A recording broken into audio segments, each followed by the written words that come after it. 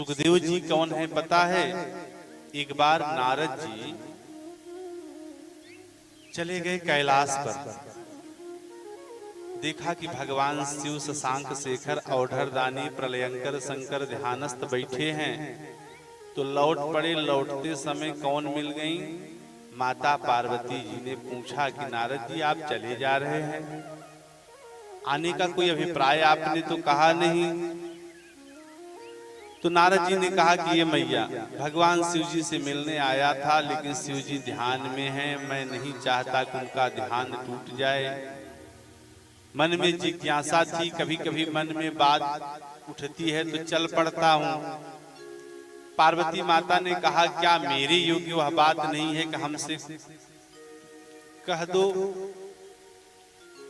तो नारद जी ने कहा कि मैया ऐसी कोई बात नहीं है, लेकिन कभी कभी बातों में बात निकल पड़ती है। ज्यों कदली की पात में पात, पात में पात, त्यों वक्ता के बात में बात, बात में बात, बातें बढ़ जाती है। तो पार्वती मैया ने कहा कि नहीं, हमको बता दीजिए क्या बात है। तो आज नारद जी कहते हैं कि माँ मेरे मन में एक संशय हो गया कि शिव जी अनादि काल से न इनका आदि है न अंत है, और यही आप उनकी परम प्रिया, प्राण प्रिया, जगत जननी हैं। ऐसे में आपका पुनरभि मरणम पुनरभि जननम जननी जठरे पुनरम संयम जैसे लोगों का यही आपका भी क्यों है? तो पार्वती जी ने पूछा कि क्या मैं अमर नहीं हूं? तो नारद जी ने मुस्कुराकर कहा कि हम इसको नहीं बता सकते, यही आप भगवान शिव जी से पूछिए कि जो गले में नरमुंडों की माला पहनकर बैठते हैं ये किसके मुंड हैं? तो नारद जी तो अपना काम करके चले गए, लेकिन पार्वती मैया चली गई भगवान शिव जी के पास और जगाया कि भोलेनाथ सदा कपट व्यवहार, यहीं बगल में मैं रहती हूँ और आप अपने मन की बात हमसे क्यों नहीं कहा करते? तो शिव जी ने कहा कि क्या हो गया, घर में कोई छप्पर टूट गया है? पार्वती मैया ने कहा कि छप्पर टूटे या न टूटे, जब बात हमारे लोगों के अंदर आ जाती है तो बिना निराकरण के शांति नहीं मिलती। एक बात बताइए, जो आपने गले में यह मुंड माल पहना है ये किसके मुंड है? तो शिव जी झूठ नहीं बोल सकते। भगवान शिव जी कहते हैं कि देवी यह आपके ही मुंड हैं। जितनी बार आपने संसार को छोड़ा हमने उसको अपने गले में धारण कर लिया। पार्वती मैया ने कहा कि यही सोचिए आप में हम में कितना अंतर है। आप अनादि काल से हैं और हमारा पुनर् मरना होता है। पता है जन्मत मरत दुसह दुख होई, इतना पीड़ा हम सह रहे हैं और आपको दया ममता नहीं आती। शिव जी ने कहा कि देवी हमको अमर कथा ज्ञान प्राप्त है, इसलिए मेरी मृत्यु नहीं होती और आपको वह ज्ञान नहीं है। पार्वती ने कहा कि फिर वह अमर ज्ञान आज हमको आप बता दीजिए। शिव जी ने कहा कि देखिए बरबस कोई काम नहीं होता, श्रद्धा हो जाए, प्रेम हो जाए, विश्वास रहे तो आदमी ग्रहण कर लेता है। मार्केट में चले जाइए, कोई वस्तु अच्छी लग जाए तो उसमें आदमी 2 पैसा ज्यादा दे के सामान ले लेता है। पसंद न हो सामने वाला रेट घटाता चला जाए, खरीदी से कम रेट में भी देना चाहे तो मन अरे नहीं हम नहीं लेंगे, फंसा रहे हो अब आप। मन रूठ गया। पार्वती जी ने कहा कि नहीं आज मैं सुन के ही रहूंगी। तो शिव जी लेकर चले गए एक निर्जन स्थान पर और वहां जाकर शंख ध्वनि कर दिया। ज्यों डमरू बजाया डमडम, तो वहां के जितने भी जीव थे सब भाग कर चले गए। वहां भगवान शिव जी बैठ गए और अपने सामने पार्वती जी को बैठा लिया। अमर कथा श्रीमद् भागवत महापुराण की कथा सुनाना उन्होंने प्रारंभ किया। लेकिन जिनके पास पंख हो वो तो चले गए पशु पक्षी, लेकिन वहीं पर एक अंडा पड़ा था तोते का, वो बेचारा कैसे जाए? वह तो जा नहीं सकता, वह प्रकृति विरुद्ध है। तो वह अंडा वहीं रह गया। भगवान शिव जी ने भागवत महापुराण की कथा का शुभारंभ कर दिया। तो लगे कथा सुनाने, लेकिन एक बात आप विचार करिए, वैसे आप कहीं रहिए निद्रा देवी नहीं आती, लेकिन कथा में बैठ जाइए तो लगता है कि जैसे शरीर को बड़ा सुख मिल रहा हो, आराम मिल रहा हो। निद्रा देवी पलकई पर निवास कर जाती है। लाख चाहो तो ये समझ लीजिए कि पूर्व जन्म का पाप हम पर बैठ गया है।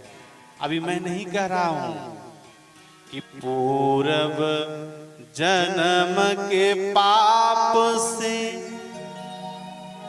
हरि चर्चा न सुहाए, जैसे ज्वर के वेग से भूख विदा होई जाए।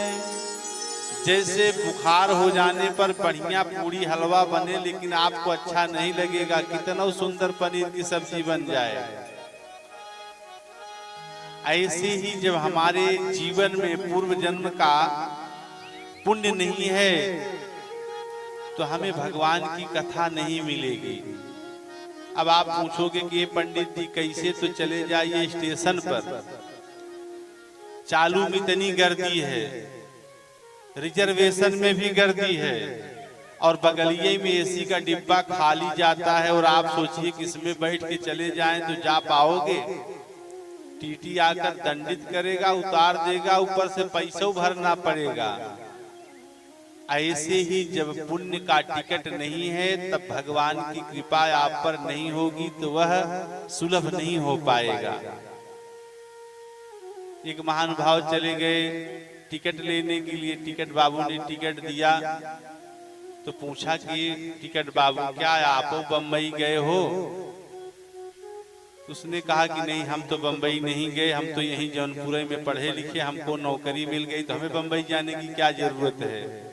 उसने कहा फिर क्या गारंटी कि हम बम्बई चले जाएंगे, जब आप खुद ही नहीं गए तो हम आपके टिकट पर कैसे विश्वास करें।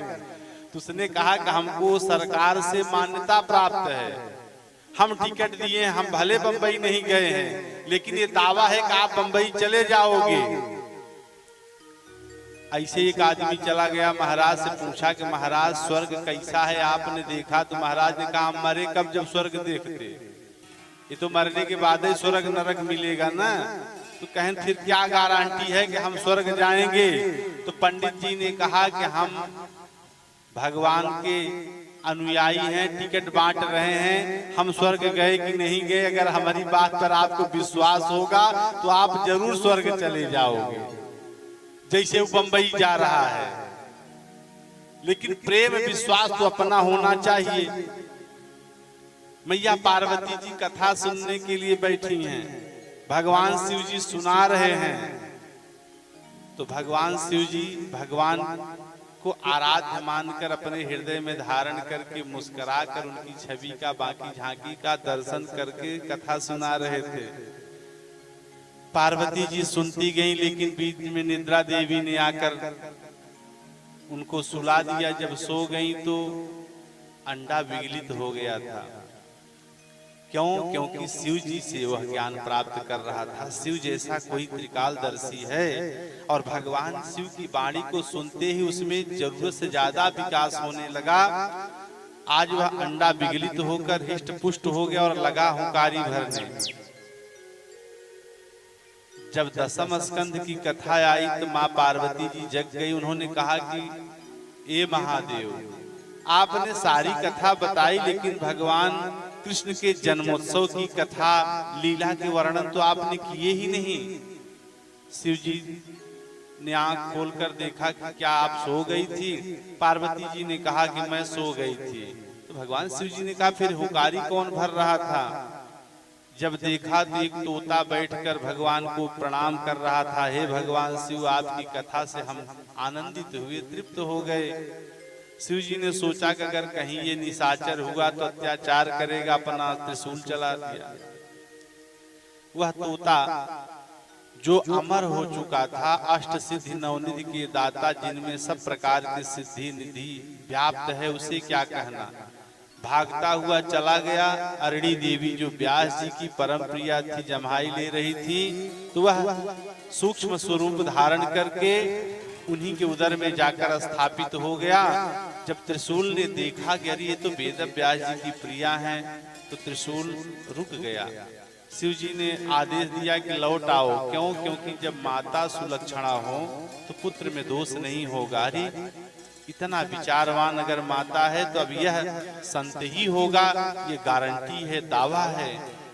त्रिशूल को वापस कर लिया, लेकिन यही सुखदेव जी 12 वर्ष तक अपने माँ के गर्भ में अपना विकास ही रोक लिया, विस्तार नहीं किया अपना।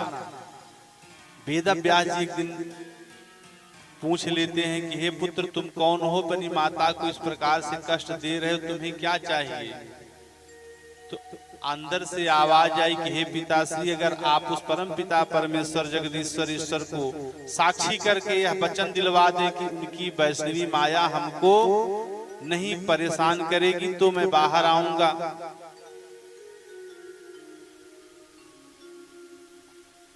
तो वेद व्यास जी ने भगवान श्री कृष्ण से निवेदन किया, प्रार्थना किया। भगवान श्री कृष्ण जी ने आकर वचन दिया कि जाओ, तुम्हें मेरी वैष्णवी माया कदापि परेशान नहीं करेगी। और वही सुखदेव जी अपने पिता से वचन ले लेते हैं कि मुझे माया में, मोह में, गृहस्थी में नहीं बांधेंगे आप। इन वचनों को लेकर तब सुखदेव जी संसार में प्रकट हुए, और पता है घर परिवार को त्याग कर जंगल में चले गए, निराकार ब्रह्म का लगे तपस्या करने।